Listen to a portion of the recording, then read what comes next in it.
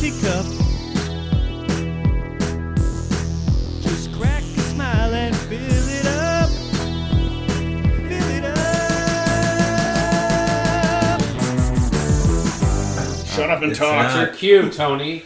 No, actually, Clark. And we're back. Oh, sorry. Clark. Welcome to After the Final Pour. I'm one of your hosts, Brandon Whittinger. Brought to you by the Malting Hour. No, that's fine. We'll roll with it. No.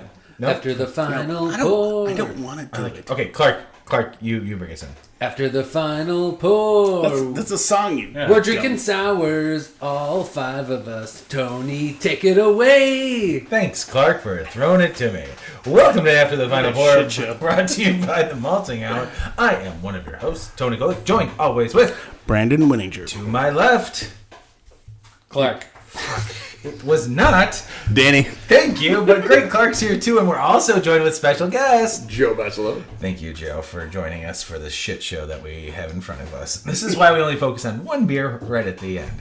And Clark, what are we drinking? We're drinking Soursmith Mango from Arclight Brewing Company in Waterfleet, Michigan. Wow, that was great information. Foeder aged American sour with mango 9%. Whoa, shit. Wow. Thought we were going on the low end. Womp womp womp. That's the high ABV alert from Clark. Whoops. Sorry, Joe. You chose incorrectly. I don't know. Based on what's back there, this could have That's gone. true, actually. Yeah. There's a couple under. How many Black Tuesdays do you got back there? No. I think just one. Well, Joe, you had mentioned on the last episode, the Oktoberfest episode, that one of your go-to styles is a sour beer. So this seemed fitting. What do you think of this? Delicious. It's wonderful. I'm actually not picking up a ton of mango, though. Is that terrible? Yeah. I'm with you. No, I think maybe the sweetness that I'm getting in this is the mango, but that's it. The sour beer itself, that It's real sourness aggressive. is it is. Which I like. yeah. I do, yeah. It's not overly assertive, but aggressive I think is the right word to use for it. It's really good. I could see myself sitting in the yard on a hot summer's day sipping on this. beer. Yeah. Oh, sorry. He's heard that before, I guess. It's kind of Never said on the show. First time we've ever said it. Dan, what are you thinking about this beer? I'm glad you asked. That's part of the job. This beer's really interesting to me. I really like this beer. It is almost got a creamy sense to me. Yeah. The mouthfeel is giving me a perception of creaminess. It reminds me sort of the Rare Barrel, which is out of California. They did a Home Sweet Home, which was a peach cobbler inspired sour. Okay. I feel like I'm getting spices on this, and it's making me think of that. I feel like I'm getting cinnamon and warming spices, but it could just be the higher ABV. I don't know. Yeah, I don't know if it's the higher ABV, but there is something else coming in other than mango. I get that creaminess. Yeah, the creaminess is totally there. I agree. Actually, I don't know.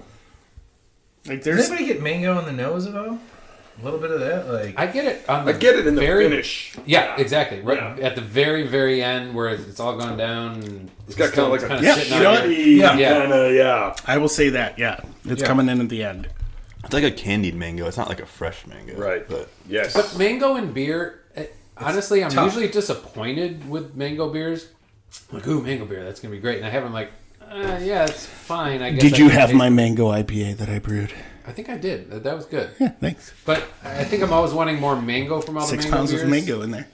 But it's more honestly, I think with mango beers, for me, I get more of the mouth feel changes with a mango beer. It's smoother and I guess And creamier. here's what I'll say. The tough thing about mango is that there's so many hop profiles that match mango. So you have to be very careful about how you hop your beer. If you don't do it right, the hops are going to mask it, and I think you lose the mango flavor. If you're using something that matches mango, in the hop profile, if that's your go-to, oh yeah, we're going to accentuate I feel like it does the opposite. Honestly, Yeah. Such as the mango. the mango always does. I feel like the you could have opposite. ended the episode right there. That was a great way to end it right there, guys. Such is the mango after Brandon's description. Yeah, this is This to me is as sour as a beer like I want to get. Like I've had some real like Puckers, yeah. like some real harsh, like it's almost like astringent sour where it like burns going down. Although I will say this, I did have some of your Ghost jerky, Brandon, before we had this. And so as I'm sipping, I think I am removing the lining of my esophagus just because of the ghost pepper. Excellent. It's funny that you mentioned the ghost pepper, though, because I feel like that's what this is missing. A little taste of it. See? A little bit of heat, right? Yeah. Just a little. Actually, that would be nice. Didn't Ballast Point do like mango habanero sculpin or something? Yep. Yeah. Anyways. That's right. Well, and then like Stone did like their one, which was like, what was it, like anger? There was like two like opposite beers. Oh, like pain and like punishment or something. Yeah, crime and punishment, or Crime and punishment, like something like that. Fuck Stone. Well, yeah, Whoa. whatever. We said on here. I'm gonna need another article. Yeah, we're sending you all the articles, Joe. Actually, yeah, a spicy mango beer would be good. Actually, when you brought up the Ballast Point, man, I remember when all those sculpins were coming out, and they had realized, like, ooh, grapefruit sculpin, like, oh shit, we're gonna just jack the price up on this, and It was always expensive. it was, but then they then they went up. And where are you now, Ballast Point? Where are you now? Kings and convicts. Victory at Sea. Is that their barrel age? Yep. Yeah, that's still really good. Yeah. Like the barrel age Victory at Sea is really good when they did the different variations of it. Very good. But don't get greedy if you own a brewery. Okay. If you guys had to rate this out of 5 fruit trees, Clark, how many fruit trees would you give this?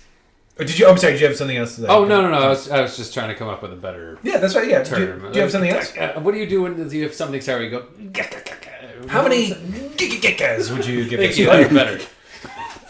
But you have to do how many? 4.25. Nice. I like it. It's like a bad Popeye. Dan. I'll go 4.25 too. I was leaning forward to 4.25. 4.25 what? Yes. Excellent. What were you looking for? Sorry, you were looking for something? I was trying to think about 4 or 4.25. The sourness on it, like it gets you in the cheeks on every sip. Like sometimes you like take like 2 or 3 sips and you get used to it, but this hits you every time. But it's not like taking the enamel off my teeth sour like some beers are. But it's up there. Joe. I was gonna go like a get and a half, but Hey! like now I'm like kind of like, ooh, am I being too generous again? This does for me everything that I need sours to do for me. Like, there's nothing more disappointing than like cracking a sour that's not. Yeah. You know, and 100%. but to your earlier point, like that it's not so much that it's like it's tipped over that level of astringency where it's just not enjoyable anymore. You know? So to me, like this is like classic, just like perfect sour. Yeah, I'd be real interested. We were looking at Untapped when Clark had brought this out. That there's like a whole bunch of different fruited versions of this. So now I'm like interested in trying all the other ones. Yeah, Brandon, how many? I'm doing a 4.5. Yeah. And I enjoyed this. This is awesome. I would drink more of this if we had more. We don't. But this just makes me more excited to find out the other variations that they've done with this because I would love to try those. Looking good. Yeah. Clark, we'll have to find out in October. Black raspberry, peach, red raspberry, lemon blueberry, berry, I'm strawberry. sorry, what? rhubarb, What? Lemon blueberry? Lemon, blueberry, I blood had orange, blueberry. pear, strawberry, pineapple mango, Flanders red, passion fruit, apricot, strawberry kiwi. Flanders? Yeah, and that Flanders. Ooh, that would be a lot of gecko. The Flanders red. Oof, that I do want to try that to see like how. Yeah. Like that's gonna be like fucking. Strawberry, sour. rhubarb, and pear. Ooh, pear would be really good. I would go with the 4.5. Ooh, pineapple mango. With this. Nice. I just told everybody that I looked through that, so I don't need you to read everything. Yeah, I already said that. So Thanks. welcome to the show again. Yeah. First time I ever had a sour, I was in Las Vegas, and it was like, I don't know, 12 or 15 years ago. I was staying at the Luxor, real like classy place. I was there for work. We were doing a trade show, and there was a pedestrian walkway that connected the Luxor to whatever hotel had the convention center over there. Anyway, in this pedestrian walkway, there was a burger and beer bar. And they prided themselves on having like 150 beers in the bottle or whatever. And that was before it was cool kind of thing. Or probably right around the time that it was already cool. But still, a little Sure. Wild West out there. And I had never even heard of a sour before. And the waiter was like, what do you like? You know, I don't like you guys have so much. I don't even know. And he's like, have you ever had a sour beer? And I'm like, why would I want a sour beer? Why would I want a sour beer? That's most people's reactions who've never had a sour beer. Right. And he was like, no, you don't understand. Like, it's a style. Like, I'll bring you. And it was a peach sour. And it was a nice fruity sour. And it kind of reminds me of this because it was the most shocking thing I had ever drank. But it was so good. I went back to the burger and beer bar every single day. I was there for 5 days, which was, in Vegas terms, three too many, right? And I was there for 5 days for work, and every day, like, I'd go back, and whether I had a burger or not, like, I was there for the peach sour. And on the last day, they were like, I'm sorry, we're all out. Like, what do you guys only buy this a 6-pack at a time? Like, come on, like, you got me hooked. So a couple years later, I went back out there and I introduced my wife because I came back to Chicago and couldn't find sours anywhere. It was, I don't know, 2009, 2008. It was a long time ago. Yeah. And so I brought her back out there. I'm like, you got to have this beer. It's called a sour. And she's saying, why would I have a sour beer? I'm like, you want this sour. This is a good sour. And so now it's like Melissa's like favorite. That's her go-to style. Oh, wow, so, that's awesome. Yeah, whenever I go to the store, it's always like, I'm getting this for me, and I'm going to get whatever kind of decent-looking sours I can get for my wife. My wife is the exact same way. We first got together, it was Amstel Light and maybe, I don't know, the Red Stripe. And then when we got married... Was that like 13 years ago? No, it was only 10 years ago. Oh, we first got together. You're right, sorry. You're right, about 13 years ago. Whether you said it. Almost like today. Yeah, almost like today. Well, when this comes out, it's probably going to be... tomorrow. Closer to my actual anniversary. Some change. Yeah, it might actually be 10 years of being married. But, and then when we got married, it was champagne and cider, which, because now we're married, we're drinking champagne. Come on, Laura, get with it. And then she got over that, and it's sour beers now. And one of the beers that she got recently was a sour cucumber dill beer in Wisconsin, Three Blondes Brewing. And it was basically like a pickle beer, and it was really, really good. Like, I want to get it. I want to go back up there. Oh, it's in Michigan, not Wisconsin. Michigan. So, Clark, I need you to start putting that. All right, thank you. It's funny how that works out. And there's a whole bunch of other like fruited sours that I really enjoy. And I've tried my hand at some sour beers, and they're they're fun to do because it's a whole different way of brewing. So, and I do a kettle sour. I don't do a traditional lactose sour. I don't have time for that. I don't have time. And I don't have the patience, and I fuck it up. You don't wine barrel age or punch on? Or... I don't. No. Oh, foeder? No, if I had one, maybe. Want to get me one, Dan? So it's not super difficult then to... Yeah, kettle sour is super easy. If you... the patience of it is just like giving... you want the pH balance to get to a certain level, and then that's it. You soured it, and you boil it, and you're ready to go. And your fruiting, it was also a big part. I did a tart cherry sour that was like really, that was good. Yeah, it was really refreshing. It cleared up really nicely. Great. Now I want to do it again. You should. It's funny. He asked the question about like sours, and I'm like, ooh, my head went to like coffee. I'm like, wait, nope, get away from that, because Tony and I have talked about 2 years now almost. We did an imperial stout where we took cinnamon rolls from Fanny's that they had made. We took cinnamon rolls, we put them in the mash, like full cinnamon rolls, and just smashed them in there. And then Tony and I, the fat guys that we are, ate them after the fact. They were really good. They were really good. They were still really good. And so we made our cinnamon roll stout, and we had to do adding some additional vanilla to it, and cinnamon, which was fine. But we'd have always talked about wanting to do a coffee version of that. And it's like, we're not like a big brewer, we're like, obviously, but like, we would love to get some like Perkolator coffee and do like, just if we're, blending it with cold brew or putting it in the mash. Like, I don't know. We've never done coffee before, but we would love to experiment if you'd be willing to let us experiment. Yeah, that would be a dream come true. I mean, like I'm super lucky, and I love doing the barrel aged beer with Clint every year at Lake Effect, but he only ever wants my Sumatra, which is great because it's like, if it ain't broke, don't fix it. He knows how it reacts, he knows how it works, and it's like, it's the perfect thing with his beer.